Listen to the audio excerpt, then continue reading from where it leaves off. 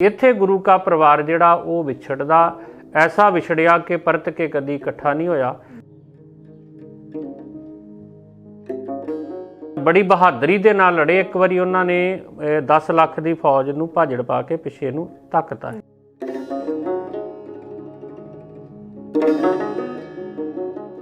भाई साहब इत्थे ना कई लोग इस तरह के सवाल भी चुकते हैं कि गुरु गोबिंद सिंह पातशाह जानी जान सीगे, पैगंबर सीगे ओह।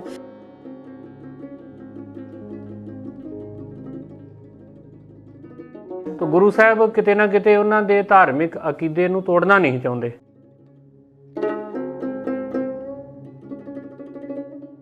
वो किसी दी परवाह नहीं करदा, किसी तो डरदा नहीं आ। वो गुरु साहब नूं घरे पनाह दिंदा। ਜਿਹੜਾ ਇੱਥੋਂ ਦਾ ਕੋਤਵਾਲ ਉਹਦੇ ਤੱਕ ਕਿਸੇ ਨੇ ਖੁਫੀਆ ਰਿਪੋਰਟ ਕਰਤੀ। ਜਿੰਨਾ ਮਰਜ਼ੀ ਮੁੱਲ ਤਾਰਨਾ ਪਵੇ ਸਿੱਖਾਂ ਨੂੰ ਉਹ ਕਿਲਾ ਜਿੰਨਾ ਕੁ ਹੈਗਾ ਉਹਨੂੰ ਲੈਣਾ ਚਾਹੀਦਾ। ਜਿਹੜਾ ਨਿਹੰਗ ਖਾਨ ਸੀ ਉਹਨੇ ਆਖਿਆ ਵੀ ਦੇਖੋ ਤਲਾਸ਼ੀ ਲੈਣੀ ਤੇ ਮੈਂ ਦਰਵਾਜ਼ਾ ਖੋਲ੍ਹ ਦਿੰਦਾ, ਪਰ ਇਸ ਕੋਠੜੀ ਦੇ ਵਿੱਚ, ਇਸ ਕਮਰੇ ਦੇ ਵਿੱਚ ਮੇਰੀ ਧੀ ਤੇ ਮੇਰਾ ਜਵਾਈ ਜਿਹੜੇ ਉਹ ਆਰਾਮ ਫਰਮਾ ਰਹੇ ਆ। बीबी मुमताज ने कहता कि नहीं, मतलब मैं हुण किते निकाह नहीं कराउणा, क्योंकि मैं मन ही मन भाई बचित्र सिंह नूं अपना पति मान लिया।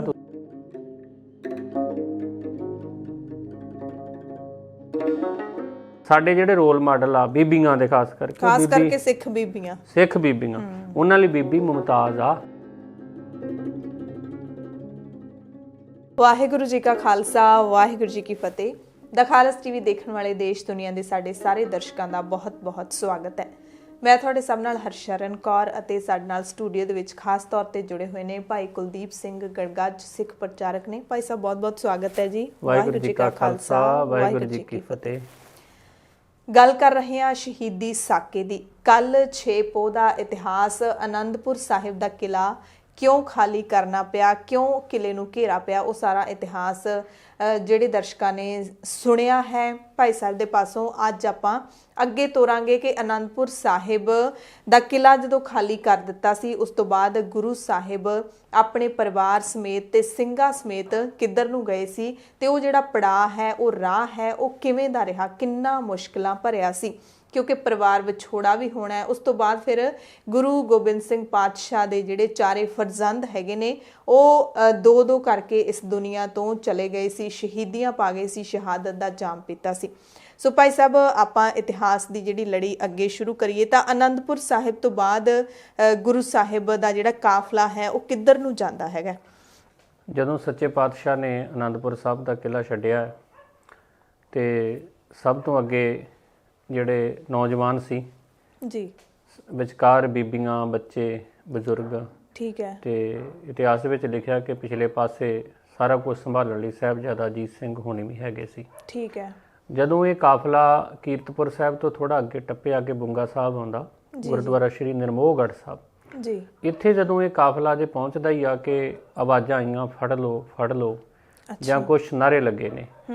ਤੇ ਜਦੋਂ ਸਾਰੇ ਪਾਸੇ ਦੇਖਿਆ ਤੇ ਇਸ ਗੱਲ ਦਾ ਅਹਿਸਾਸ ਹੋਇਆ ਕਿ ਜਿਹੜੀਆਂ ਔਰੰਗਜ਼ੇਬ ਨੇ ਕਸਮਾਂ ਖਾਧੀਆਂ ਸੀ ਕੁਰਾਨ ਦੀਆਂ, ਤਵਾਰੀਖ ਦੇ ਵਿੱਚ ਲਿਖਿਆ ਕਿ ਉਹਨੇ ਇੱਕ ਪਾਕ ਕੁਰਾਨ ਦੇ ਉੱਤੇ ਦਸਤਖਤ ਕਰਕੇ ਭੇਜੇ ਸੀ ਆਪਣੇ ਕਿ ਤੁਸੀਂ ਆਨੰਦਪੁਰ ਸਾਹਿਬ ਦਾ ਕਿਲਾ ਖਾਲੀ ਕਰ ਜਾਓ। ਤੇ ਜਿਹੜੀਆਂ ਹਿੰਦੂ ਰਾਜਿਆਂ ਨੇ ਆਟੇ ਦੀ ਗਾਂ ਬਣਾ ਕੇ ਭੇਜੀ ਸੀ ਤੇ ਉਹਦੀ ਸਹੁੰ ਖਾਧੀ, ਤੇ ਉਹ ਕਸਮਾਂ ਤੇ ਸਹੁੰਵਾਂ ਨੂੰ ਇਹਨਾਂ ਨੇ ਇਕੱਠਿਆਂ ਹੁਣ ਤੋੜਤਾ, ਕੁਝ ਘੰਟਿਆਂ 'ਚ ਹੀ ਤੋੜਤਾ, ਮਤਲਬ ਕੁਝ ਘੰਟਿਆਂ 'ਚ ਤੇ ਹਮਲਾ ਕਰਤਾ ਜੀ। ਇੱਥੋਂ ਫਿਰ ਗੁਰੂ ਸਾਹਿਬ, ਗੁਰੂ ਕੇ ਸਿੰਘ, ਗੁਰੂ ਕੇ ਲਾਲ ਸੰਭਲਦੇ ਆ ਜੀ ਜੀ। ਤੇ ਇੱਥੋਂ ਜਦੋਂ ਹਮਲਾ ਹੁੰਦਾ ਵਾ, ਇੱਕਦਮ ਹਮਲਾ ਹੋਇਆ, ਸਿੱਖ ਕਈ ਦਿਨਾਂ ਦੇ ਭੁੱਖੇ ਭਾਣੇ ਵੀ ਹੈਗੇ ਸੀ, 10 ਲੱਖ ਫੌਜ ਦਾ ਘੇਰਾ, ਪਰ ਸਿੱਖ ਜਿਹੜੇ ਹੀ ਗੁਰੂ ਕੇ ਸਾਹਿਬਜ਼ਾਦੇ, ਗੁਰੂ ਸਾਹਿਬ ਬਹੁਤ ਚੜ੍ਹਦੀ ਕਲਾ ਦੇ ਨਾਲ ਲੜੇ, ਬਹੁਤ ਚੜ੍ਹਦੀ ਕਲਾ ਦੇ ਨਾਲ ਜੂਝੇ, ਤੇ ਇੱਕ ਵਾਰੀ ਉਹਨਾਂ ਨੇ ਇਹਨਾਂ ਫੌਜਾਂ ਨੂੰ ਪਿੱਛੇ ਨੂੰ ਪਛਾੜ ਦਿੱਤਾ ਹੈ। ਹਾਲਾਂਕਿ ਜਿਹੜਾ ਹਮਲਾ ਹੈ ਉਹ ਕੀਤਾ ਵੀ ਪਿੱਛੋਂ ਸੀ, ਪਿੱਠ ਪਿੱਛੋਂ ਕੀਤਾ ਸੀ, ਬਿਲਕੁਲ ਜੀ, ਫੌਜਾਂ ਤਾਂ ਪਹਿਲਾਂ ਨਿਕਲ ਗਈਆਂ ਸੀ,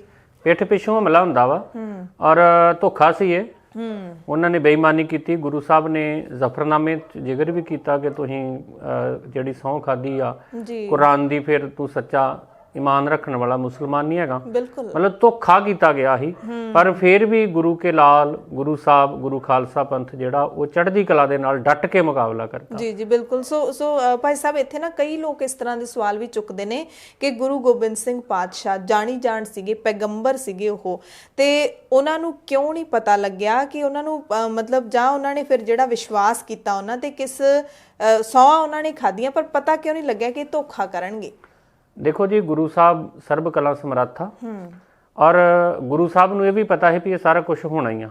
ਸਾਡੀ ਤਵਾਰੀਖ ਦੇ ਵਿੱਚ ਇਹ ਤੇ ਗੱਲ ਸਪਸ਼ਟ ਆ ਕਿ ਜਦੋਂ ਪਹਿਲਾਂ ਵੀ ਸਿੱਖਾਂ ਨੇ ਕੁਝ ਜ਼ੋਰ ਲਾਇਆ ਤੇ ਗੁਰੂ ਸਾਹਿਬ ਨੇ ਆਖਿਆ ਵੀ ਦੇਖ ਲਓ ਤੁਸੀਂ ਇਹ ਕੀ ਲੋਕ ਕਰਦੇ। ਉਹਨਾਂ ਨੇ ਕੁਝ ਗੱਡੇ ਜਿਹੜੇ ਆ, ਗੱਡਿਆਂ ਦੇ ਵਿੱਚ ਕੁਝ ਸਮਾਨ ਲੱਦ ਕੇ ਬਾਹਰ ਕੱਢਤਾ ਹੈ ਕਿਲੇ ਤੋਂ।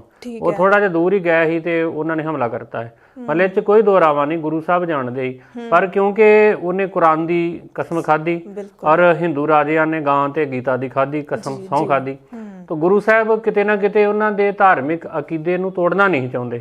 ਉਹਨਾਂ ਦੇ ਧਾਰਮਿਕ ਅਕੀਦੇ ਦੀ ਕਦਰ ਕੀਤੀ ਆ। ਔਰ ਨਾਲੇ ਇਤਿਹਾਸ ਦੇ ਵਿੱਚ ਵੀ ਲਿਖਿਆ ਜਾਂਦਾ ਕਿ ਗੁਰੂ ਸਾਹਿਬ ਨੇ ਉਹਨਾਂ ਦੀ ਕੁਰਾਨ ਦੀ ਸਹੁੰ ਤੇ ਯਕੀਨ ਨਹੀਂ ਕੀਤਾ। ਕਿਤੇ ਨਾ ਕਿਤੇ ਮੈਨੂੰ ਲੱਗਦਾ ਕਿ ਧਰਮ ਨਿਰਪੱਖਤਾ ਦੀ ਇੱਕ ਬਹੁਤ ਵੱਡੀ ਇੱਥੇ ਮਿਸਾਲ ਵੀ ਹੈਗੀ ਹੈ। ਮਤਲਬ ਧਰਮ ਨਿਰਪੱਖਤਾ ਨਹੀਂ ਕਵਾਂਗੇ, ਮਤਲਬ ਗੁਰੂ ਸਾਹਿਬ ਨੇ ਧਰਮ ਦੀ ਕਦਰ ਕੀਤੀ ਉਹਨਾਂ ਦੀ, ਮਤਲਬ ਉਹਨਾਂ ਦੇ ਵਿਸ਼ਵਾਸ ਦੀ ਕਦਰ ਕਰਕੇ ਗੁਰੂ ਸਾਹਿਬ ਨੇ ਕਿਲਾ ਜਿਹੜਾ ਸੀ ਉਹ ਛੱਡਤਾ ਹੀ, ਭਾਵੇਂ ਕਿ ਗੁਰੂ ਸਾਹਿਬ ਨੂੰ ਪਤਾ ਵਾ ਕਿ ਸਾਰਾ ਕੁਝ ਹੋਣਾ ਹੀ ਹੋਣਾ। ਬਾਕੀ ਗੁਰੂ ਸਾਹਿਬ ਜਿਹੜੇ ਉਹਨਾਂ ਨੂੰ ਪਤਾ ਹੀ ਸਮਾਂ ਕਿੱਦਾਂ ਦਾ ਜੂਝਣਾ ਪੈਣਾ। ਜੋ ਗੁਰੂ ਨਾਨਕ ਸਾਹਿਬ ਨੇ ਆਖਿਆ ਸੀ ਵੀ ਇੱਥੇ ਤੇ ਚੱਲ ਹੀ ਹੋ ਸਕਦਾ ਜਿਹੜਾ ਖੰਨਿਓ ਤਿੱਖੀ ਵਾਲੋਂ ਨਿੱਕੀ ਏਤ ਮਾਰਗ ਜਾਣਾ, ਖੰਡੇ ਦੀ ਧਾਰ ਤੇ ਚੱਲਦੇ ਆਏ ਔਰ ਉਹ ਗੁਰੂ ਸਾਹਿਬ ਦੇ ਵੇਲੇ ਖੰਡੇ ਦੀ ਧਾਰ ਹੋਰ ਤਿੱਖੀ ਹੋ ਗਈ ਤੇ ਗੁਰੂ ਸਾਹਿਬ ਨੇ ਉਹਦਾ ਡਟ ਕੇ ਮੁਕਾਬਲਾ ਕੀਤਾ। ਜੀ। ਤੇ ਭਾਈ ਸਾਹਿਬ ਫਿਰ ਇੱਥੇ ਜਿਹੜਾ ਹਮਲਾ ਹੋਇਆ ਸੀ, ਇੱਥੇ ਵੀ ਕੋਈ ਸਿੰਘ ਸ਼ਹੀਦ ਹੋਏ ਸੀਗੇ? ਇੱਥੇ ਤਵਾਰੀਖ ਦੇ ਵਿੱਚ ਇਹ ਆ ਕਿ ਸ਼ਾਹੀ ਟਿੱਬੀ ਇੱਥੇ ਜਦੋਂ ਹਮਲਾ ਹੋਇਆ ਤੇ ਗੁਰੂ ਸਾਹਿਬ ਨੇ ਫਿਰ ਭਾਈ ਉਦੈ ਸਿੰਘ ਹੁਣਾਂ ਨੂੰ ਆਖਿਆ। ਭਾਈ ਉਦੈ ਸਿੰਘ ਬੜਾ ਯੋਧਾ ਬੰਦਾ ਸੀ। ਭਾਈ ਉਦੈ ਸਿੰਘ 50 ਸਿੰਘਾਂ ਦੇ ਨਾਲ ਫਿਰ ਮੁਕਾਬਲਾ ਕਰਦੇ ਆ। ਸ਼ਾਹੀ ਟਿੱਬੀ ਤੋਂ ਲੜਦਿਆਂ ਪਿੰਡ ਅਟਾਰੀ ਆ ਨੇੜੇ ਹੀ, ਉਦੋਂ ਸ਼ਾਹੀ ਟਿੱਬੀ ਦਾ ਹਿੱਸਾ ਉਦੋਂ ਪਿੰਡ ਨਹੀਂ ਹੈਗਾ। ਉੱਥੇ ਗੁਰੂ ਭਾਈ ਉਦੈ ਸਿੰਘ ਦਾ ਸ਼ਹੀਦੀ ਸਥਾਨ ਬਣਿਆ ਜਿੱਥੇ ਉਹਨਾਂ ਨੇ ਸ਼ਹੀਦੀ ਪ੍ਰਾਪਤ ਕੀਤੀ। ਉੱਥੇ ਜਾ ਕੇ ਭਾਈ ਉਦੈ ਸਿੰਘ ਜਿਹੜੇ ਸੀ ਉਹ ਸ਼ਹੀਦ ਹੋ ਗਏ ਆ ਔਰ ਬੜੀ ਬਹਾਦਰੀ ਦੇ ਨਾਲ ਲੜੇ। ਇੱਕ ਵਾਰੀ ਉਹਨਾਂ ਨੇ 10 ਲੱਖ ਦੀ ਫੌਜ ਨੂੰ ਭਾਜੜ ਪਾ ਕੇ ਪਿੱਛੇ ਨੂੰ ਧੱਕਤਾ। ਜੀ ਬਿਲਕੁਲ। ਇਹ ਵੀ ਕਿੱਡੀ ਸੂਰਮਤਾਈ ਦੀ ਗੱਲ ਹੈਗੀ ਹੈ ਕਿ ਬਹੁਤ ਛੋਟੀ ਗਿਣਤੀ ਸੀ ਗੁਰੂ ਸਾਹਿਬ ਦੇ ਨਾਲ ਸਿੰਘਾਂ ਦੀ, ਪਰ ਯੋਧੇ ਕਿੱਡੇ ਹੋਣਗੇ ਕਿ 10 ਲੱਖ ਫੌਜਾਂ ਨੂੰ ਉੱਥੇ ਵੀ ਪਛਾੜਿਆ। ਉਸ ਤੋਂ ਬਾਅਦ ਫਿਰ ਚਮਕੌਰ ਦੀ ਜੰਗ ਦੇ ਵਿੱਚ ਵੀ, ਤੇ ਫਿਰ ਉਸ ਤੋਂ ਬਾਅਦ ਫਿਰ ਭਾਈ ਸਾਹਿਬ ਜਦੋਂ ਪਛਾੜ ਦਿੱਤਾ ਫਿਰ ਕਿੱਥੇ ਪਹੁੰਚ ਗਏ? ਕਿਉਂਕਿ ਫੌਜਾਂ ਤਾਂ ਪਿੱਛੇ ਲੱਗੀਆਂ ਹੋਈਆਂ ਸੀਗੀਆਂ। ਕਿੰਨਾ ਕੁ ਫਾਸਲਾ ਉਹਨਾਂ ਦੇ ਵਿੱਚ ਹੋਊਗਾ? ਕਿੱਥੇ ਜਾ ਕੇ ਨੇ ਘਿਰਿਆ ਚਾਰੇ ਪਾਸੇ ਤੋਂ। ਉਹਦੇ ਤੋਂ ਬਾਅਦ ਗੁਰੂ ਕਾ ਪਰਿਵਾਰ ਗੁਰੂ ਖਾਲਸਾ ਪੰਥ ਗੁਰੂ ਸਾਹਿਬ ਦੀ ਅਗਵਾਈ ਦੇ ਵਿੱਚ ਉਹ ਸਰਸਾ ਨਦੀ ਦੇ ਕੰਢੇ ਤੇ ਪਹੁੰਚ ਗਿਆ। ਇਹ ਜਿਹੜੀ ਸਰਸਾ ਨਦੀ ਹੈਗੀ ਆ ਇਹ ਉਸ ਵੇਲੇ ਪੂਰੇ ਉਫਾਨ ਤੇ ਆਈ ਹੋਈ, ਮੀਂਹ ਪੈ ਰਿਹਾ ਸੀ। ਅੱਤ ਦੀ ਠੰਡ, ਹੁਣ ਵੇਖੋ ਪੋਹ ਦਾ ਮਹੀਨਾ, ਅੱਤ ਦੀ ਠੰਡ, ਮੀਂਹ ਪੈ ਰਿਹਾ ਔਰ ਨਦੀ ਦੇ ਵਿੱਚ ਬਹੁਤ ਉਫਾਨ ਹੀ, ਹੜ੍ਹ ਆਏ ਹੋਏ। ਇੱਥੇ ਜਾ ਕੇ ਗੁਰੂ ਕਾ ਪਰਿਵਾਰ ਜਿਹੜਾ ਸੀ ਉੱਥੇ ਚਲਾ ਗਿਆ ਔਰ ਇੱਥੇ ਹੀ 7 ਪੋਹ ਦਾ ਜਿਹੜਾ ਅੰਮ੍ਰਿਤ ਵੇਲਾ ਵਾ ਉਹ ਸਰਸਾ ਨਦੀ ਦੇ ਕੰਢੇ ਦੇ ਉੱਤੇ ਹੁੰਦਾ। ਇੱਥੇ ਗੁਰੂ ਸਾਹਿਬ ਗੁਰੂ ਕੇ ਸਿੱਖ ਬਾਣੀ ਦਾ ਪਾਠ ਕਰਦੇ ਆ। ਆਸਾ ਕੀ ਵਾਰ ਦਾ ਕੀਰਤਨ ਹੁੰਦਾ ਪਰ ਸਾਜ਼ ਨਹੀਂ ਵਜਾਏ ਗਏ। ਘੋੜਿਆਂ ਦੀਆਂ ਕਾਠੀਆਂ ਦੇ ਨਾਲ ਹੀ ਆਸਾ ਕੀ ਵਾਰ ਹੋਈ। ਇੱਕ ਬੰਨੇ ਤੇਗਾਂ ਖੜਕ ਰਹੀਆਂ ਸੀ, ਇੱਕ ਪਾਸੇ ਇੱਥੇ ਹੀ ਬਾਬਾ ਜੀਵਨ ਸਿੰਘ ਹੋਣੀ ਸ਼ਹੀਦ ਹੋ ਜਾਂਦੇ ਆ ਲੜਦਿਆਂ ਔਰ ਇੱਥੇ ਫਿਰ ਗੁਰੂ ਕਾ ਜਿਹੜਾ ਪਰਿਵਾਰ ਸੀ ਸਰਸਾ ਨਦੀ ਦੇ ਕੰਢੇ ਤੇ, ਵੇਖੋ ਜਿਹੜਾ ਗੁਰਦੁਆਰਾ ਸ਼੍ਰੀ ਪਰਿਵਾਰ ਵਿਛੋੜਾ ਸਾਹਿਬ ਆ, ਇਹਦਾ ਸਿੱਖਾਂ ਦੇ ਦਿਲਾਂ ਦੇ ਵਿੱਚ, ਮਨਾਂ ਦੇ ਵਿੱਚ ਔਰ ਸਾਡੀ ਤਵਾਰੀਖ ਦੇ ਵਿੱਚ ਇੱਕ ਵੱਡਾ ਅਹਿਮ ਸਥਾਨ ਆ। ਪਰਿਵਾਰ ਵਿਛੋੜਾ ਸਾਹਿਬ ਉਹ ਸਥਾਨ ਆ ਜਿੱਥੋਂ ਤੱਕ ਗੁਰੂ ਕਾ ਪਰਿਵਾਰ ਆਖਰੀ ਸਮੇਂ ਤੱਕ ਇਕੱਠਾ ਸੀ। ਇੱਥੇ ਗੁਰੂ ਕਾ ਪਰਿਵਾਰ ਜਿਹੜਾ ਉਹ ਵਿਛੜਦਾ, ਐਸਾ ਵਿਛੜਿਆ ਕਿ ਪਰਤ ਕੇ ਕਦੀ ਇਕੱਠਾ ਨਹੀਂ ਹੋਇਆ। ਇੱਥੇ ਗੁਰੂ ਕਾ ਜਿਹੜਾ ਪਰਿਵਾਰ ਹੀ ਉਹ 3 ਹਿੱਸਿਆਂ ਦੇ ਵਿੱਚ ਵੰਡਿਆ ਗਿਆ। ਗੁਰੂ ਗੋਬਿੰਦ ਸਿੰਘ ਜੀ ਸੱਚੇ ਪਾਤਸ਼ਾਹ ਵੱਡੇ ਸਾਹਿਬਜ਼ਾਦਿਆਂ, ਸਾਹਿਬਜ਼ਾਦਾ ਅਜੀਤ ਸਿੰਘ, ਸਾਹਿਬਜ਼ਾਦਾ ਜੁਝਾਰ ਸਿੰਘ ਤੇ 40 ਸਿੰਘਾਂ ਦੇ ਨਾਲ ਰੋਪੜ ਵਾਲੇ ਪਾਸੇ ਨੂੰ ਚੱਲ ਗਏ ਮਲਕਪੁਰ ਤੋਂ ਹੁੰਦੇ ਹੋਏ। ਜਿਹੜੇ ਛੋਟੇ ਸਾਹਿਬਜ਼ਾਦੇ, ਸਾਹਿਬਜ਼ਾਦਾ ਜ਼ੋਰਾਵਰ ਸਿੰਘ, ਸਾਹਿਬਜ਼ਾਦਾ ਫਤਿਹ ਸਿੰਘ ਤੇ ਮਾਤਾ ਗੁਜਰੀ ਜੀ, ਇਹ ਚੱਕ ਢੇਰਾਂ ਜਿਹੜਾ ਕੁੰਮਾ ਮਾਸ਼ਕੀ ਸੀ ਜੰਗਲ ਦੇ ਵਿੱਚ ਦੀ, ਉਧਰ ਨੂੰ ਚਲੇ ਗਏ। ਤੇ ਮਾਤਾ ਸਾਹਿਬ ਕੌਰ, ਮਾਤਾ ਸੁੰਦਰ ਕੌਰ, ਭਾਈ ਮਨੀ ਸਿੰਘ ਜੀ ਦੇ ਨਾਲ ਦਿੱਲੀ ਵਾਲੇ ਪਾਸੇ ਨੂੰ ਰੋਪੜ ਤੋਂ ਹੁੰਦੇ ਹੋਏ ਚਲੇ ਗਿਆ। ਇੱਥੇ ਗੁਰੂ ਕਾ ਪਰਿਵਾਰ 3 ਹਿੱਸਿਆਂ ਦੇ ਵਿੱਚ ਵੰਡਿਆ ਗਿਆ। ਇਹ ਮਤਲਬ ਕੁਦਰਤੀ ਤੌਰ ਤੇ ਇਹ ਅਲੱਗ-ਅਲੱਗ ਹੋਏ ਜਾਂ ਕੋਈ ਇੱਥੇ ਕੋਈ ਪਲੈਨਿੰਗ ਤਾਂ ਨਹੀਂ ਹੋਣੀ ਭਾਈ ਸਾਹਿਬ ਕਿ ਗੁਰੂ ਸਾਹਿਬ ਦੇ ਨਾਲ ਵੱਡੇ ਸਾਹਿਬਜ਼ਾਦਿਆਂ ਨੇ ਜਾਣਾ ਹੈ, ਮਾਤਾਵਾਂ ਨੇ ਉੱਧਰ ਜਾਣਾ ਹੈ, ਇਸ ਤਰੀਕੇ ਦੀ ਕੋਈ ਯੋਜਨਾ ਤਾਂ ਨਹੀਂ? ਵੈਸੇ ਤਵਾਰੀਖ 'ਚ ਕੋਈ ਨਹੀਂ ਹੈ ਕਿਉਂਕਿ ਪਲੈਨਿੰਗ ਹੈ ਹੀ ਨਹੀਂ ਆ। ਦੇਖੋ ਇੱਕ ਤੇ ਹੜ੍ਹ ਆਇਆ ਪਿਆ, ਨਦੀ ਵਗ ਰਹੀ ਆ, ਬਹੁਤ ਸਾਰੇ ਸਿੰਘ ਨਦੀ 'ਚ ਰੁੜ ਵੀ ਗਏ, ਬੜੀਆਂ ਬੀਬੀਆਂ ਭੈਣਾਂ ਸਾਡੀਆਂ ਰੁੜ ਗਈਆਂ, ਬੜੇ ਬਜ਼ੁਰਗ, ਔਰ ਸਾਡਾ ਜਿਹੜਾ ਧਾਰਮਿਕ ਸਾਹਿਤ ਦਾ ਖਜ਼ਾਨਾ ਸੀ ਉਹ ਉੱਥੇ ਰੁੜ ਗਿਆ। ਔਰ ਇਹ ਤੇ ਅਚਾਨਕ ਚੇਤ ਪਰਿਵਾਰ ਜਿਹੜਾ ਉਹ ਵਿਛੜ ਗਿਆ, ਕਿਉਂਕਿ ਹਮਲਾ ਵੀ ਹੋ ਗਿਆ ਨਾ, 10 ਲੱਖ ਫੌਜ ਦਾ ਹਮਲਾ ਵਾ ਔਰ ਉਸ ਹਮਲੇ ਦੇ ਵਿੱਚ ਸਾਹਮਣੇ ਹੜ ਵੀ ਆ, ਉੱਥੇ ਗੁਰੂ ਕਾ ਪਰਿਵਾਰ ਜਿਹੜਾ ਸੀ ਉਹ 3 ਹਿੱਸਿਆਂ ਦੇ ਵਿੱਚ ਵਿਛੜ ਗਿਆ। ਬਿਲਕੁਲ। ਸੋ ਭਾਈ ਸਾਹਿਬ, ਜਿਵੇਂ ਤਵਾਰੀਖ ਲਿਖਦੀ ਹੈ ਕਿ ਸਭ ਤੋਂ ਪਹਿਲਾਂ ਵੱਡੇ ਸਾਹਿਬਜ਼ਾਦਿਆਂ ਦੀ ਫਿਰ ਸ਼ਹਾਦਤ ਹੁੰਦੀ ਹੈ, ਤੇ ਆਪਾਂ 3 ਹਿੱਸਿਆਂ ਦੀ ਗੱਲ ਕਰਨੀ ਹੈ, ਪਰਿਵਾਰ ਦੇ 3 ਹਿੱਸਿਆਂ ਦੀ। ਪਹਿਲਾਂ ਆਪਾਂ ਗੁਰੂ ਗੋਬਿੰਦ ਸਿੰਘ ਪਾਤਸ਼ਾਹ ਕਿੱਧਰ ਨੂੰ ਗਏ ਨੇ ਵੱਡੇ ਸਾਹਿਬਜ਼ਾਦਿਆਂ ਤੇ ਸਿੰਘਾਂ ਦੇ ਨਾਲ, ਉਧਰ ਦਾ ਆਪਾਂ ਇਤਿਹਾਸ ਜ਼ਰੂਰ ਸੁਣੀਏ। ਇੱਥੋਂ ਫਿਰ ਗੁਰੂ ਗੋਬਿੰਦ ਸਿੰਘ ਜੀ ਸੱਚੇ ਪਾਤਸ਼ਾਹ ਜਿਹੜੇ ਨੇ ਉਹ ਚਲੇ ਗਏ ਨੇ ਰੋਪੜ ਜੀ। ਰੋਪੜ ਜਿਹੜਾ ਕੋਟਲਾ ਪਿੰਡ ਆ, ਕੋਟਲਾ ਨਿਹੰਗ ਖਾਨ ਆਖਦੇ, ਇੱਥੇ ਗੁਰੂ ਸਾਹਿਬ ਪਹਿਲਾਂ ਵੀ ਗਏ ਸੀ।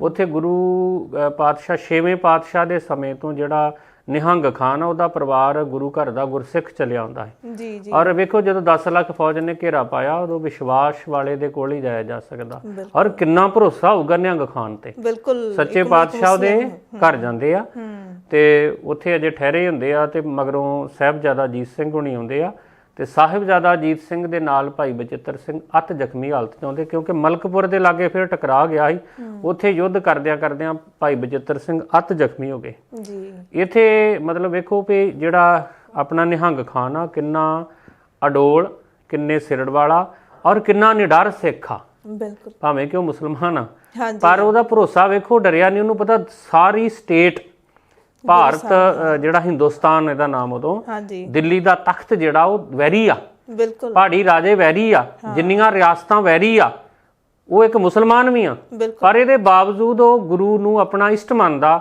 ਉਹ ਕਿਸੇ ਦੀ ਪਰਵਾਹ ਨਹੀਂ ਕਰਦਾ, ਕਿਸੇ ਤੋਂ ਡਰਦਾ ਨਹੀਂ ਆ, ਉਹ ਗੁਰੂ ਸਾਹਿਬ ਨੂੰ ਘਰੇ ਪਨਾਹ ਦਿੰਦਾ, ਜੋ ਵੀ ਸ਼ਰਧਾ ਬਣਦਾ ਹੈਗਾ ਸੀ ਗੁਰੂ ਸਾਹਿਬ ਨੂੰ ਭੋਜਨ ਛਕਾਉਂਦਾ। ਫਿਰ ਭਾਈ ਬਚਿੱਤਰ ਸਿੰਘ ਆ ਜਾਂਦੇ ਆ, ਭਾਈ ਬਚਿੱਤਰ ਸਿੰਘ ਅੱਗੇ ਨਹੀਂ ਜਾ ਸਕਦੇ। ਇੱਥੇ ਫਿਰ ਪਤਾ ਲੱਗਦਾ ਕਿ ਜਿਹੜਾ ਇੱਥੋਂ ਦਾ ਕੋਤਵਾਲ, ਉਹਦੇ ਤੱਕ ਕਿਸੇ ਨੇ ਖੁਫੀਆ ਰਿਪੋਰਟ ਕਰਤੀ। ਫਿਰ ਗੁਰੂ ਸਾਹਿਬ ਜਿਹੜੇ, ਉਹਨਾਂ ਨੂੰ ਪਤਾ ਸੀ ਇੱਥੇ ਬਹੁਤਾ ਸਮਾਂ ਠਹਿਰਨਾ ਖਤਰੇ ਤੋਂ ਖਾਲੀ ਨਹੀਂ ਆ, ਤੇ ਗੁਰੂ ਸਾਹਿਬ ਫਿਰ ਇੱਥੋਂ ਚਮਕੌਰ ਸਾਹਿਬ ਵਾਲੇ ਪਾਸੇ ਨੂੰ ਚਲੇ ਜਾਂਦੇ ਆ। ਪਰ ਜਿਹੜਾ ਗੁਰੂ ਕਾ ਸਿੱਖ ਹੀ ਭਾਈ ਬਚਿੱਤਰ ਸਿੰਘ, ਉਹ ਨਾਲ ਨਹੀਂ ਜਾ ਸਕਦਾ, ਅਤ ਜ਼ਖਮੀ। ਗੁਰੂ ਸਾਹਿਬ ਨੇ ਭਾਈ ਬਚਿੱਤਰ ਸਿੰਘ ਨੂੰ ਉੱਥੇ ਹੀ ਉਹਨਾਂ ਦੇ ਘਰੇ ਹੀ ਟਿਕਾਣਾ ਦੇ ਦਿੱਤਾ ਵੀ ਇਹਨਾਂ ਨੇ ਇੱਥੇ ਰਹਿਣਾ। ਫਿਰ ਜਦੋਂ ਉੱਥੋਂ ਦਾ ਕੋਤਵਾਲ ਆਉਂਦਾ ਆਪਣੀਆਂ ਫੌਜਾਂ ਲੈ ਕੇ, ਤਾਂ ਇੱਕ ਕੋਠੜੀ ਸੀ ਜਿਹੜੀ ਪਿਛਲੇ ਪਾਸੇ ਤੁਸੀਂ ਜਾਓਗੇ, ਵੈਸੇ ਸਿੱਖਾਂ ਨੂੰ ਜ਼ਰੂਰ ਇਹ ਤੇ ਗੌਰ ਕਰਨਾ ਚਾਹੀਦਾ, ਜਿਹੜਾ ਕੋਟਲਾ ਨਿਹੰਗ ਖਾਨ ਦਾ ਘਰ ਵਾ, ਢੱਠਾ ਵਿਆਹ ਹਵੇਲੀ, ਉਹ ਕੋਈ ਥੋੜਾ ਜਿਹਾ ਹਿੱਸਾ ਬਚਿਆ, ਕੋਈ ਜ਼ਮੀਨ ਅੱਗੇ ਦਿੰਦਾ ਜਾਂ ਨਹੀਂ ਦਿੰਦਾ, ਜਿੰਨਾ ਮਰਜ਼ੀ ਮੁੱਲ ਤਾਰਨਾ ਪਵੇ, ਸਿੱਖਾਂ ਨੂੰ ਉਹ ਕਿਲਾ ਜਿੰਨਾ ਕੁ ਹੈਗਾ ਉਹਨੂੰ ਲੈਣਾ ਚਾਹੀਦਾ, ਕਿਉਂਕਿ ਇੱਥੇ 6ਵੇਂ ਪਾਤਸ਼ਾਹ ਵੀ ਜਾਂਦੇ ਆ, ਇੱਥੇ 7ਵੇਂ ਪਾਤਸ਼ਾਹ ਵੀ ਜਾਂਦੇ, ਤੇ ਗੁਰੂ ਗੋਬਿੰਦ ਸਿੰਘ ਜੀ ਸੱਚੇ ਪਾਤਸ਼ਾਹ 3 ਵਾਰੀ ਇੱਥੇ ਜਾਂਦੇ ਆ। ਬਿਲਕੁਲ 3 ਵਾਰੀ ਉੱਥੇ ਜਾਂਦੇ ਆ। ਔਰ ਫਿਰ ਮਤਲਬ ਜਿੱਥੇ ਗੁਰਦੁਆਰਾ ਭੱਠਾ ਸਾਹਿਬ ਹੈ, ਥੋੜਾ ਜਿਹਾ ਦੱਸ ਦਈਏ ਸੰਗਤ ਨੂੰ ਕਿ ਗੁਰਦੁਆਰਾ ਭੱਠਾ ਸਾਹਿਬ ਉੱਥੇ ਹੀ ਕੋਟਲਾ ਨਿਹੰਗ ਖਾਨ ਦਾ ਘਰ ਹੈ। ਮੈਂ ਉੱਥੇ ਗਈ ਹੋਈ ਹਾਂ ਭਾਈ ਸਾਹਿਬ, ਅਸੀਂ ਉੱਥੇ ਡਾਕੂਮੈਂਟਰੀ ਵੀ ਕੀਤੀ ਸੀ। ਥੋੜੀ ਜਿਹੀ ਉੱਥੇ ਜਿਹੜੀ ਸ਼ੁਰੂ ਹੋਈ ਸੀਗੀ, ਆਪਾਂ ਕਹਿ ਸਕਦੇ ਹਾਂ ਕਿ ਉਸਰਨਾ ਸ਼ੁਰੂ ਹੋਇਆ ਸੀਗਾ, ਉੱਥੇ ਥੋੜੀ ਜੀ ਕਮੇਟੀ ਦੇ ਵੱਲੋਂ ਕੀਤੀ ਸੀ, ਪਰ ਇੱਥੇ ਕੋਈ ਵੱਡਾ ਜਿਹੜਾ ਆਪਾਂ ਕਹਿ ਸਕਦੇ ਕਿ ਵੱਡੇ ਤੌਰ ਤੇ ਕੋਈ ਵੀ ਸਿੱਖ ਅੱਗੇ ਨਹੀਂ ਆਇਆ ਹੈਗਾ, ਤੇ ਖੰਡਰ ਹੋਈ ਪਈ ਆ ਉਹ ਜਗ੍ਹਾ, ਛੋਟਾ ਜਿਹਾ ਕਮਰਾ ਬਚਾ ਕੇ ਰੱਖਿਆ ਹੋਇਆ, ਪਰ ਬਾਕੀ ਸਾਰਾ ਥਾਂ ਖੰਡਰ ਹੈ।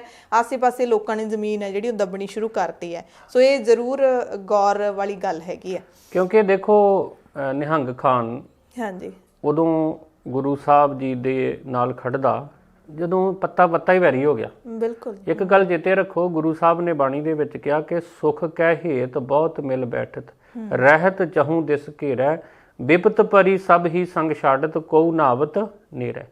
ਸੁੱਖਾਂ ਦੇ ਵੇਲੇ ਸਾਰੇ ਕਹਿਣਗੇ ਅਸੀਂ ਤੁਹਾਡੇ ਹਾਂ, ਪਰ ਜਦੋਂ ਬਿਪਤਾ ਹਕੂਮਤ ਦੇ ਖਿਲਾਫ ਟੱਕਰ ਆ, ਬਿਲਕੁਲ ਬੜੀ ਵੱਡੀ ਗੱਲ ਆ ਨਾ, ਉਸ ਵੇਲੇ ਨਿਹੰਗ ਖਾਨ ਗੁਰੂ ਸਾਹਿਬ ਦਾ ਸਵਾਗਤ ਕਰਦਾ, ਆਪਣੇ ਘਰੇ ਪਨਾਹ ਦਿੰਦਾ, ਔਰ ਫਿਰ ਵੱਡੀ ਗੱਲ ਕਿ ਜ਼ਖਮੀ ਭਾਈ ਬਚਿੱਤਰ ਸਿੰਘ ਨੂੰ ਘਰੇ ਰੱਖ ਲੈਂਦੇ। ਫਿਰ ਜਦੋਂ ਕੋਤਵਾਲ ਆਉਂਦਾ ਤੇ ਉਹ ਸਾਰੇ ਘਰ ਦੀ ਤਲਾਸ਼ੀ ਲੈਂਦਾ, ਉਹ ਚੈਕਿੰਗ ਕਰਦਾ ਪੂਰੀ ਤਰ੍ਹਾਂ, ਤੇ ਉਹ ਮਗਰਲੀ ਕੋਠੜੀ ਦੇ ਵਿੱਚ ਜਦੋਂ ਜਾਂਦਾ, ਤੇ ਜਿਹੜਾ ਨਿਹੰਗ ਖਾਨ ਸੀ ਉਹਨੇ ਆਖਿਆ ਵੀ ਦੇਖੋ ਤਲਾਸ਼ੀ ਲੈਣੀ ਤੇ ਮੈਂ ਦਰਵਾਜ਼ਾ ਖੋਲ੍ਹ ਦਿੰਦਾ, ਪਰ ਇਸ ਕੋਠੜੀ ਦੇ ਵਿੱਚ, ਇਸ ਕਮਰੇ ਦੇ ਵਿੱਚ ਮੇਰੀ ਧੀ ਤੇ ਮੇਰਾ ਜਵਾਈ ਜਿਹੜੇ ਉਹ ਆਰਾਮ ਫਰਮਾ ਰਹੇ ਆ। ਤੇ ਕੋਤਵਾਲ ਨੇ ਆਖਿਆ ਵੀ ਕੋਈ ਨਹੀਂ, ਰਹਿਣ ਦਿਓ। ਤੇ ਉਹਦੇ ਤੋਂ ਬਾਅਦ ਵੇਖੋ ਵੀ ਉਹਦੀ ਧੀ ਜਿਹੜੀ ਸੀ ਬੀਬੀ ਮੁਮਤਾਜ਼, ਉਹਨੇ ਇਸ ਗੱਲ ਨੂੰ ਸੁਣ ਲਿਆ। ਤੇ ਤਵਾਰੀਖ ਦੇ ਵਿੱਚ ਇਹ ਗੱਲ ਲਿਖੀ ਆ ਵੀ ਉਹਦਾ ਕਿਤੇ ਰਿਸ਼ਤਾ ਤੈਅ ਹੋਇਆ ਪਿਆ ਹੈ, ਤੇ ਨਿਕਾਹ ਹੋਣਾ ਸੀ, ਤੇ ਬੀਬੀ ਮੁਮਤਾਜ਼ ਦੇ ਜਦੋਂ ਨਿਕਾਹ ਦੀ ਗੱਲ ਚੱਲੀ ਤੇ ਬੀਬੀ ਮੁਮਤਾਜ਼ ਨੇ ਕਹਿਤਾ ਕਿ ਨਹੀਂ, ਮਤਲਬ ਮੈਂ ਹੁਣ ਕਿਤੇ ਨਿਕਾਹ ਨਹੀਂ ਕਰਾਉਣਾ, ਕਿਉਂਕਿ ਮੈਂ ਮਨ ਹੀ ਮਨ ਭਾਈ ਬਚਿੱਤਰ ਸਿੰਘ ਨੂੰ ਆਪਣਾ ਪਤੀ ਮੰਨ ਲਿਆ। ਤੁਸੀਂ ਕਿਹਾ ਸੀ, ਕਿਉਂਕਿ ਭਾਈ ਬਚਿੱਤਰ ਸਿੰਘ ਭਾਵੇਂ ਕਿ ਉਦੋਂ ਹੀ ਉੱਥੇ ਉਹ ਚੜ੍ਹਾਈ ਕਰ ਜਾਂਦੇ ਆ, ਸ਼ਹੀਦ ਹੋ ਜਾਂਦੇ ਆ, ਉਹਨਾਂ ਦਾ ਸੰਸਕਾਰ ਵੀ ਅੰਦਰ ਹੀ ਹੁੰਦਾ, ਪਰ ਉਹਦੇ ਤੋਂ ਬਾਅਦ ਵੀ ਜਿਹੜੀ ਬੀਬੀ ਮੁਮਤਾਜ਼ ਆ ਉਹ ਭਰੋਸਾ, ਸ਼ਰਧਾ, ਸਿਦਕ, ਇੰਨਾ ਸਬਰ ਉਹਦੇ ਅੰਦਰ ਕਿ ਉਹਨੇ ਮਨ ਹੀ ਮਨ ਭਾਈ ਬਚਿੱਤਰ ਸਿੰਘ ਨੂੰ ਪਤੀ ਮੰਨਿਆ। ਔਰ ਲੰਬੀ ਉਮਰ ਬੀਬੀ ਮੁਮਤਾਜ਼ ਨੇ ਹੰਢਾਈ ਆ ਤੇ ਸਾਰੀ ਉਮਰ ਭਗਤੀ ਦੇ ਵਿੱਚ, ਬੰਦਗੀ ਦੇ ਵਿੱਚ ਲੀਨ ਰਹੀ ਆ। ਅੱਜ ਦੀਆਂ ਬੀਬੀਆਂ ਵਾਸਤੇ ਬੜੀ ਇਹ ਮਿਸਾਲ ਆ, ਬਹੁਤ ਵੱਡੀ ਮਿਸਾਲ ਹੈ। ਇਹ ਮੈਂ ਤਾਂ ਵੀ ਕਹਿ ਰਿਹਾ, ਅੱਜ ਨਾ ਤੁਸੀਂ ਹਾਲਾਤ ਵੇਖੋ, ਹਾਂਜੀ ਅਸੀਂ ਬਹੁਤ, ਮੈਂ ਦੇਖਦਾ ਇਹ ਬਹੁਤ ਸਾਰੀਆਂ ਬੀਬੀਆਂ, ਕਹਿਣਾ ਨਹੀਂ ਚਾਹੀਦਾ, ਬੱਚੇ ਹੁੰਦੇ ਉਹਨਾਂ ਦੇ, ਸੱਚਾਈ ਹੈ, ਪਰ ਉਹ ਕਈ ਵਾਰੀ ਬੱਚਿਆਂ ਨੂੰ ਵੀ ਛੱਡ ਕੇ ਚਲ ਜਾਂਦੀਆਂ। ਹਾਂਜੀ, ਮਤਲਬ ਬੀਬੀਆਂ ਨੇ ਜਿਨ੍ਹਾਂ ਤੋਂ ਪ੍ਰੇਰਣਾ ਲੈਣੀ ਆ, ਸਾਡੇ ਜਿਹੜੇ ਰੋਲ ਮਾਡਲ ਆ ਬੀਬੀਆਂ ਦੇ, ਖਾਸ ਕਰਕੇ ਸਿੱਖ ਬੀਬੀਆਂ, ਉਹਨਾਂ ਲਈ ਬੀਬੀ ਮੁਮਤਾਜ਼ ਆ, ਬਿਲਕੁਲ, ਜਿਹੜੀ ਭਰੋਸੇ ਦੇ ਵਿੱਚ, ਸਬਰ ਦੇ ਵਿੱਚ, ਸਿਦਕ ਦੇ ਵਿੱਚ ਆ, ਪੂਰੀ ਜ਼ਿੰਦਗੀ ਕੱਢਦੀ ਤੇ ਲੰਬੀ ਉਮਰ ਹੀ, ਮਤਲਬ 100 ਸਾਲ ਤੋਂ ਵੱਧ 1820 ਦੇ ਵਿੱਚ ਲਿਖਿਆ ਕਿ ਉਹ ਮਤਲਬ ਦੁਨੀਆ ਤੋਂ ਜਾਂਦੇ ਆ। ਉੱਥੇ ਜਦੋਂ ਆਪਾਂ ਜਾਂਦੇ ਆ ਪੁਰਖਾਲੀ ਤੇ ਅੱਗੇ ਪਹਾੜਾਂ ਦੇ ਵਿੱਚ ਉਹਨਾਂ ਦਾ ਕਿਲਾ ਵੀ ਬਣਿਆ, ਜੱਦੀ ਹੈਗਾ, ਬਿਲਕੁਲ। ਤੇ 1820 ਤੱਕ ਉਹ ਇਦਾਂ ਹੀ ਰਹੇ ਔਰ ਉਹਨਾਂ ਨੇ ਸੱਚੇ ਮਨੋਂ ਗੁਰੂ ਦੀ ਭਗਤੀ, ਗੁਰੂ ਦਾ ਭਰੋਸਾ ਕੀਤਾ, ਪਰਮਾਤਮਾ ਦੇ ਨਾਲ ਇੱਕ ਮਿਕ ਰਹਿ। ਪਰ ਇੱਥੇ ਨਾਲ ਹੀ ਨਿਹੰਗ ਖਾਨ ਦਾ ਜ਼ਿਕਰ ਜ਼ਰੂਰ ਹੋਊਗਾ, ਜਿਸ ਤੇ ਸੱਚੇ ਪਾਤਸ਼ਾਹ ਨੇ ਫਿਰ ਰਹਿਮਤਾਂ ਵੀ ਕੀਤੀਆਂ, ਬਖਸ਼ਿਸ਼ਾਂ ਵੀ ਕੀਤੀਆਂ। ਅੱਜ ਵੀ ਕਹਿੰਦੇ ਕਿ ਨਿਹੰਗ ਖਾਨ ਦਾ ਜਿਹੜਾ ਪਰਿਵਾਰ ਆ ਉਹ ਗੁਰੂ ਘਰ ਨੂੰ ਬੜਾ ਮੰਨਦਾ ਹੈ। ਬਿਲਕੁਲ। ਸੋ ਬੀਬੀ ਮੁਮਤਾਜ਼, ਜਿਵੇਂ ਭਾਈ ਸਾਹਿਬ ਨੇ ਗੱਲ ਕੀਤੀ ਹੈ, ਸੋ ਗੱਲ ਤੁਸੀਂ ਸ਼ਾਇਦ ਥੋੜੀ ਉਨੀ ਖੋਲ ਕੇ ਨਹੀਂ ਕੀਤੀ। ਮੈਨੂੰ ਲੱਗਦਾ ਕਿ ਮੈਂ ਵੀ ਇੱਕ ਬੀਬੀ ਹਾਂ, ਸਿੱਖ ਬੀਬੀ ਹਾਂ, ਕਹਿ ਸਕਦੇ ਹਾਂ ਕਿ ਅੱਜ ਕੱਲ ਬਹੁਤ ਜ਼ਿਆਦਾ ਪਰਿਵਾਰਾਂ ਦੇ ਵਿੱਚ ਬਖੇੜਾ ਜਿਹੜਾ ਹੋ ਗਿਆ। ਅੱਜ ਕੱਲ ਇਹੋ ਜਿਹੇ ਆਪਾਂ ਦੇਖਦੇ ਹਾਂ, ਕੇਸ ਦੇਖਦੇ ਹਾਂ, ਆਨੰਦ ਕਾਰਜ ਹੋ ਜਾਂਦੇ ਨੇ, ਉਸ ਤੋਂ ਬਾਅਦ ਜਾਂ ਆਪਾਂ ਕਹਦੇ ਕਿ ਅੰਡਰਸਟੈਂਡਿੰਗ ਦੀ ਘਾਟ ਕਰਕੇ ਅੱਜ ਕੱਲ ਇਹ ਜਿਹੜੇ ਆਪਾਂ ਨਵੇਂ ਵਰਡ ਬਣਾ ਲਏ ਨੇ ਕਿ ਅੰਡਰਸਟੈਂਡਿੰਗ ਨਹੀਂ ਹੋ ਰਹੀ, ਤੇ ਇਸ ਕਰਕੇ ਰਿਸ਼ਤੇ ਟੁੱਟ ਜਾਂਦੇ ਨੇ। ਜਾਂ ਫਿਰ ਜੇ ਇੱਕ ਦੂਸਰੇ ਤੋਂ ਮਤਲਬ ਰੱਬ ਨਾ ਕਰੇ ਕੋਈ ਕਿਸੇ ਦੀ ਮੌਤ ਹੋ ਜਾਂਦੀ ਹੈ ਤਾਂ ਫਿਰ ਵੀ ਬੜੀ ਜਲਦੀ ਜਿਹੜਾ ਸਿਦਕ ਤੋਂ ਡੋਲ ਜਾਂਦੇ ਆ ਅਸੀਂ, ਤੇ ਇਤਿਹਾਸ ਤੋਂ ਇਹ ਜਿਹੜੀਆਂ ਸਿੱਖਣ ਦੀ ਲੋੜ ਹੁੰਦੀ ਹੈ, ਇਹ ਜਿਹੜੀਆਂ ਮਿਸਾਲਾਂ ਹੁੰਦੀਆਂ ਨੇ। ਆਪਾਂ ਮਾਤਾ ਸਾਹਿਬ ਕੌਰ ਦੀ ਗੱਲ ਕਰ ਲਈਏ, ਇਹ ਕਹਿ ਸਕਦੇ ਹਾਂ ਭਾਈ ਸਾਹਿਬ ਕਿ ਅਧਿਆਤਮਿਕ ਰਿਸ਼ਤੇ ਦੇ ਵਿੱਚ ਉਹਨਾਂ ਨੇ ਇੱਕ ਜ਼ਿੰਦਗੀ ਆਪਣੀ ਲੰਘਾਤੀ ਬੀਬੀ ਮੁਮਤਾਜ਼ ਨੇ। ਬਿਲਕੁਲ ਜੀ, ਉਹਨਾਂ ਨੇ ਜੋ ਗੁਰੂ ਸਾਹਿਬ ਨੇ ਬਾਣੀ ਦੇ ਵਿੱਚ ਆਖਿਆ ਨਾ ਕਿ ਧਨ ਪਿਰ ਇਹ ਨਾ ਆਖੀਨ, ਜੇ ਬਹਿਨ ਇਕੱਠੇ ਹੋਏ, ਏਕ ਜੋਤ ਦੋਏ ਮੂਰਤੀ, ਧਨ ਪਿਰ ਕਈਏ ਸੋਏ। ਜਿਹੜਾ ਆਤਮਾ ਦਾ ਇੱਕ ਰਿਸ਼ਤਾ। ਔਰ ਕੋਈ ਭਾਈ ਬਚਿੱਤਰ ਸਿੰਘ ਦੇ ਨਾਲ ਵਿਆਹ ਨਹੀਂ ਹੋਇਆ, ਆਨੰਦ ਕਾਰਜ ਨਹੀਂ ਹੋਇਆ, ਪਰ ਜਿਹੜੇ ਉਹਨਾਂ ਦੇ ਅੱਬੂ ਨੇ ਬਚਨ ਆਖੇ, ਬੋਲ ਕਹੇ, ਉਹ ਨਿਭਾਏ ਉਹਨਾਂ ਨੇ, ਉਹ ਆਪਣੇ ਅੱਬੂ ਦੇ ਬੋਲਾਂ ਨੂੰ ਨਿਭਾਤਾ। ਬਿਲਕੁਲ। ਔਰ ਅਕਾਲ ਪੁਰਖ ਦੀ ਖਾਸ ਰਹਿਮਤ ਕਹਿ ਸਕਦੇ ਹਾਂ ਬੀਬੀ ਮੁਮਤਾਜ਼ ਤੇ, ਕਿ ਉਹਨਾਂ ਨੇ ਸਾਰੀ ਜ਼ਿੰਦਗੀ ਬੰਦਗੀ ਕੀਤੀ ਤੇ ਉਹਨਾਂ ਦਾ ਸਥਾਨ ਹੈ ਜਿਹੜਾ ਉਹ ਹੈਗਾ। ਇਹ ਤੁਸੀਂ ਥੋੜਾ ਜਿਹਾ ਦੱਸ ਸਕਦੇ ਹੋ ਸੰਗਤ ਨੂੰ, ਜੇ ਤੁਹਾਨੂੰ ਪਤਾ ਹੋਵੇ ਕਿਹੜੇ ਰਾਹ ਤੇ ਹੈ। ਦਰਸ਼ਨ ਅਸੀਂ ਕੀਤੇ ਹੋਏ ਨੇ, ਪਹਾੜਾਂ ਦੇ ਉੱਤੇ ਜਾ ਕੇ ਜ਼ਰੂਰ ਜਾਣਾ ਚਾਹੀਦਾ। ਜਦੋਂ ਆਪਾਂ ਰੋਪੜ ਤੋਂ ਚੰਡੀਗੜ੍ਹ ਵਾਲੇ ਪਾਸੇ ਨੂੰ ਆ ਜਾਂਦੇ ਆ ਜੀ, ਹਾਂਜੀ, ਤੇ ਆਪਣੇ ਖੱਬੇ ਹੱਥ ਇੱਕ ਰਸਤਾ ਜਿਹੜਾ ਪੁਰਖਾਲੀ ਪਿੰਡ ਨੂੰ ਜਾਂਦਾ, ਹਾਂਜੀ, ਤੇ ਅੱਗੇ ਕਾਫੀ ਜਾ ਕੇ ਫਿਰ ਸੱਜੇ ਪਾਸੇ ਇੱਕ ਰਸਤਾ ਮੁੜਦਾ ਤੇ ਪਹਾੜਾਂ ਦੇ ਵਿੱਚ ਉਹ ਬਹੁਤ ਆਲੀਸ਼ਾਨ ਗੁਰਦੁਆਰਾ ਸਾਹਿਬ ਬਣਿਆ। ਬਿਲਕੁਲ। ਇਲਾਕੇ ਦੀ ਸੰਗਤ ਉੱਥੇ ਬਹੁਤ ਜ਼ਿਆਦਾ ਸੇਵਾ ਕਰਾਉਂਦੀ ਆ, ਔਰ ਸਿੱਖ ਸੰਗਤ ਨੂੰ ਉੱਥੇ ਵੀ ਜ਼ਰੂਰ ਜਾਣਾ ਚਾਹੀਦਾ। ਬੀਬੀਆਂ ਨੂੰ, ਭੈਣਾਂ ਨੂੰ, ਬੱਚਿਆਂ ਨੂੰ ਬੀਬੀ ਮੁਮਤਾਜ਼ ਦੇ ਬਾਰੇ ਜ਼ਰੂਰ ਜਾਣਨਾ ਚਾਹੀਦਾ ਹੈਗਾ। ਸੋ ਇੱਕੋ ਹੀ ਸੜਕ ਉਧਰ ਨੂੰ ਜਾਂਦੀ ਹੈਗੀ ਹੈ ਤੇ ਉਹ ਤੇ ਤੁਸੀਂ ਜਾ ਸਕਦੇ ਹੋ। ਸੋ ਭਾਈ ਸਾਹਿਬ, ਅਗਲਾ ਜਿਹੜਾ ਇਤਿਹਾਸ ਆਪਾਂ ਕੱਲ ਨੂੰ ਦੱਸਣਾ ਹੈਗਾ ਕਿ ਗੁਰੂ ਸਾਹਿਬ ਉੱਥੋਂ ਜਿਹੜਾ ਹੈਗਾ ਨਿਹੰਗ ਖਾਨ ਦੇ ਘਰੋਂ ਫਿਰ ਕਿੱਧਰ ਨੂੰ ਜਾਂਦੇ ਨੇ, ਕੱਲ ਨੂੰ ਦੱਸਣਾ ਜਾਂ ਆਪਾਂ ਅੱਜ ਥੋੜੀ ਬਹੁਤੀ ਗੱਲ ਕਰਨੀ ਹੈ? ਨਹੀਂ, ਚਮਕੌਰ ਦਾ ਜਿਹੜਾ ਸਾਕਾ, ਗੁਰੂ ਸਾਹਿਬ ਚਮਕੌਰ ਗਏ, ਕਿਉਂ ਗਏ ਜੀ, ਔਰ ਉੱਥੇ ਕਿਵੇਂ ਇੱਕ ਲਾਮਿਸਾਲ ਜੰਗ ਹੋਈ ਆ, ਇਹਦੇ ਬਾਰੇ ਆਪਾਂ ਵਿਸਥਾਰ ਦੇ ਵਿੱਚ ਕੱਲ ਨੂੰ ਗੱਲ ਕਰਾਂਗੇ ਜੀ। ਬਿਲਕੁਲ। ਸੋ ਇਹ ਜਿਹੜਾ ਲਾਸਾਨੀ ਇਤਿਹਾਸ ਹੈ ਤੇ ਖਾਸ ਕਰਕੇ ਸਿੱਖਾਂ ਨੂੰ, ਸਿੱਖਾਂ ਦੇ ਬੱਚਿਆਂ ਨੂੰ, ਸਿੱਖ ਨੌਜਵਾਨਾਂ ਨੂੰ, ਬੀਬੀਆਂ, ਬਜ਼ੁਰਗਾਂ, ਸਾਰਿਆਂ ਨੂੰ ਇਸ ਲਾਸਾਨੀ ਇਤਿਹਾਸ ਬਾਰੇ ਪਤਾ ਜ਼ਰੂਰ ਹੋਣਾ ਚਾਹੀਦਾ। ਜੇ ਅਸੀਂ ਪੜ੍ਹ ਵੀ ਨਹੀਂ ਸਕਦੇ ਤਾਂ ਅਸੀਂ ਸੁਣ ਤਾਂ ਸਕਦੇ ਹਾਂ। ਸੋ ਸਾਡੀ ਇਹੀ ਕੋਸ਼ਿਸ਼ ਹੈ ਕਿ ਅੱਜ ਕੱਲ੍ਹ ਜਿਹੜਾ ਇੰਟਰਨੈਟ ਦਾ ਯੁੱਗ ਹੈਗਾ ਤੇ ਆਪਾਂ ਸਾਰੇ ਇਸ ਇਤਿਹਾਸ ਨੂੰ ਸੁਣੀਏ ਤੇ ਸੇਧ ਲਈਏ। ਸੁਣ ਕੇ ਛੱਡਣਾ ਨਹੀਂ ਹੈ ਕਿ ਅਗਲੇ ਸਾਲ ਤੱਕ ਅਸੀਂ ਭੁੱਲ ਜਾਈਏ। ਸਾਡੀ ਜਿਹੜੀ ਆਪਾਂ ਕਹਿ ਸਕਦੇ ਕਿ ਰੋਮ ਰੋਮ ਦੇ ਵਿੱਚ ਸਾਡਾ ਇਤਿਹਾਸ ਵਸਿਆ ਹੋਣਾ ਚਾਹੀਦਾ, ਤਾਂ ਹੀ ਅਸੀਂ ਕਹਿ ਸਕਦੇ ਹਾਂ ਕਿ ਸਿੱਖ ਕੌਮ ਦੇ ਅਸੀਂ ਕਹਿ ਸਕਦੇ ਹਾਂ ਕਿ ਲੜ ਲੱਗੇ ਹੋਏ ਆ, ਜਾਂ ਫਿਰ ਅਸੀਂ ਸਿੱਖ ਕਹਾਉਣ ਦੇ ਹੱਕਦਾਰ ਹਾਂ। ਸੋ ਕੱਲ ਨੂੰ ਫਿਰ ਮਿਲਦੇ ਹਾਂ ਕੱਲ ਦੇ ਦਿਨ ਦੇ ਇਤਿਹਾਸ ਦੇ ਨਾਲ। ਭਾਈ ਸਾਹਿਬ ਬਹੁਤ ਬਹੁਤ ਧੰਨਵਾਦ ਤੁਹਾਡਾ, ਤੇ ਸਾਰੇ ਦਰਸ਼ਕਾਂ ਦਾ ਵੀ ਧੰਨਵਾਦ। ਵਾਹਿਗੁਰੂ ਜੀ ਕਾ ਖਾਲਸਾ, ਵਾਹਿਗੁਰੂ ਜੀ ਕੀ ਫਤਿਹ।